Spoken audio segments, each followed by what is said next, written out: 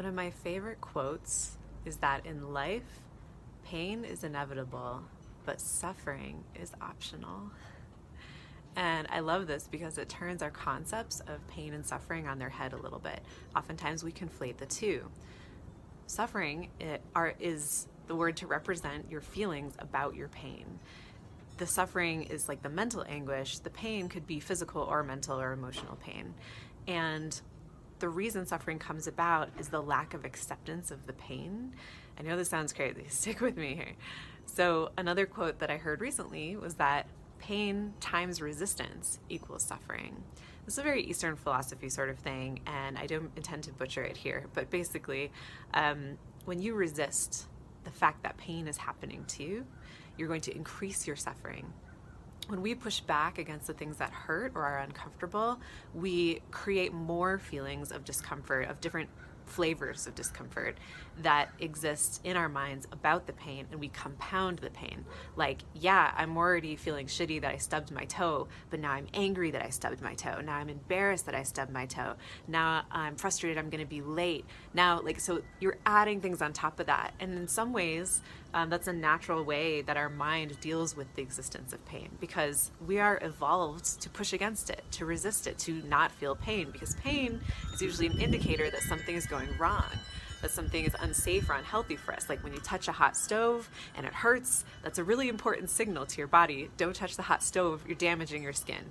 So when we have pain that indicates things emotionally to us, it can be a little more difficult to find out why it's there and what it means. And you get to make up your own meaning about it, but essentially the pain is a flag that says, hey, dig here, there's something that's important for you to see.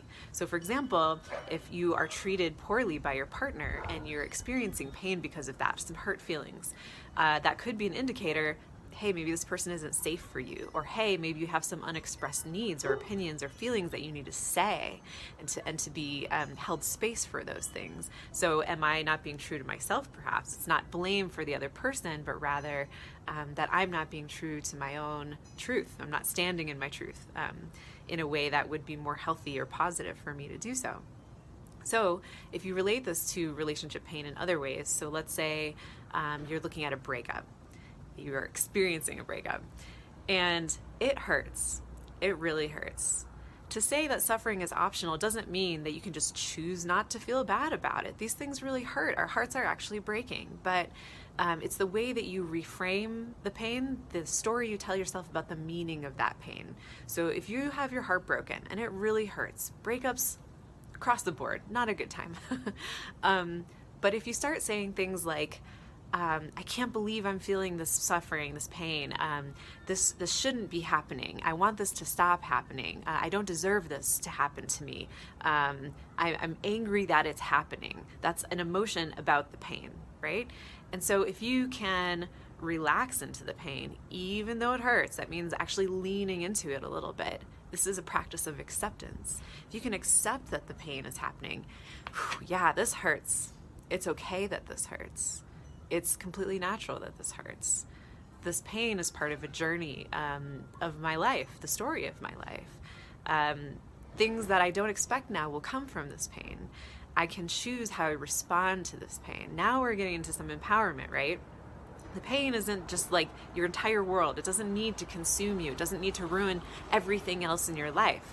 You can make the stories and move the pain in ways that is more advantageous for you, or a more healthy adaptive strategy, essentially. So the less you resist that pain and push against it, like, I hate this, I want it to stop happening, make it stop happening, then you can say, okay, this is happening. I accept that it's happening. I accept that it feels the way I do. I'm going to let my emotions go on a course organically, naturally, the way that they may need to go here.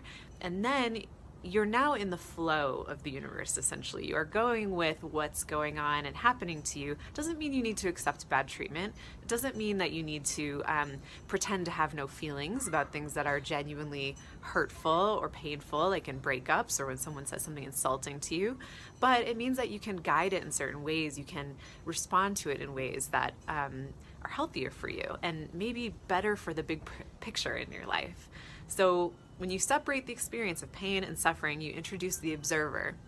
That's like your observing mind, not the ego, the I, the one who acts in the world, who feels feelings and responds or reacts to them, but rather the observer. And we all have that version of ourselves who watches with a neutral perspective over everything that happens to us. So when you introduce that perspective, you can now see the difference between pain and suffering and what you can do about each of them, and the ways that you can then respond to that suffering in ways that are different than you would have before in this like knee-jerk reactionary way.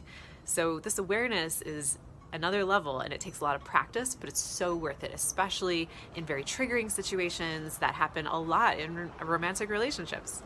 So if you want more relationship advice like this, subscribe to my podcast called Head Over Feels.